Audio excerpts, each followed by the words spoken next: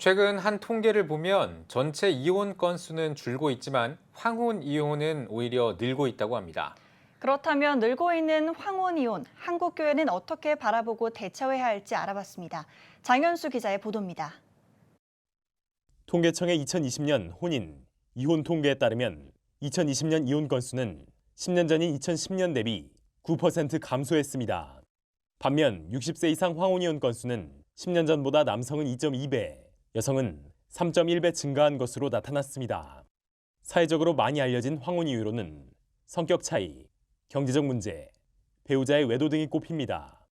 가정사역 전문가들은 과거 결혼 생활과 달리 최근의 결혼 생활에는 부부의 친밀감이 더욱 강조된다며 시간이 지나면서 친밀감을 잃어가는 게 황혼이혼의 주요 원인이라고 말합니다. 과거의 결혼은 결혼 안정성은 높았지만 결혼 친밀감은 낮았습니다. 결혼 안정성이 높았던 것은 결혼이 생존의 연장선상에 있었기 때문이었죠. 그런데 지금은 한국은 선진국 반열에 올라갔고 절대 가난을 벗어난 나라가 되었습니다. 모든 심리학자는 욕구 단계설을 얘기하는데 생존의 욕구가 해결되고 나면 사랑과 소속의 욕구, 즉 관계의 욕구, 친밀감의 욕구로 상향돼서 올라간다는 뜻이 되죠. 나이가 들어서 황혼이 되어서 이혼을 제기한다는 말은 더 이상 친밀감이 결여된 결혼 생활을 더 이상 지속하지 않겠다는 의도라고 보시면 좋겠습니다. 목회 현장에서 황혼이혼의 증가를 체감하고 있는 목회자들은 가정사역 목회의 전문화와 더불어 황혼이혼을 성경적으로 반대하기 위한 신학적 정리가 필요하다고 말합니다. 교회에서 특별히 해야 될 부분들 중에 하나가 가정사역위원회를 교회가 설치해야 된다고 보고요.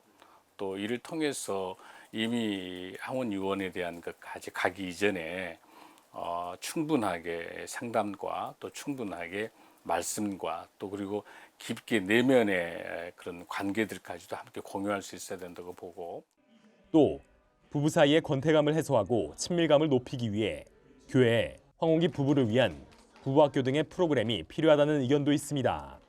대부분의 교회 부부학교가 예비, 신혼부부나 장년부부에 맞게 설정되어 있기 때문입니다.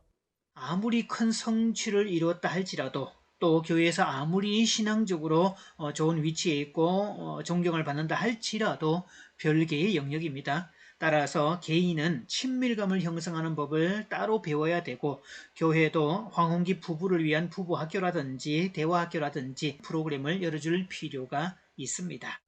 증가 추세의 황혼이혼, 충분한 고민과 합당한 이유가 없다면 성경적 가족관에 반할 수 있는 일인 만큼 황혼이혼 감소를 위한 한국교회의 고민이 필요해 보입니다. CTS 뉴스 장현수입니다.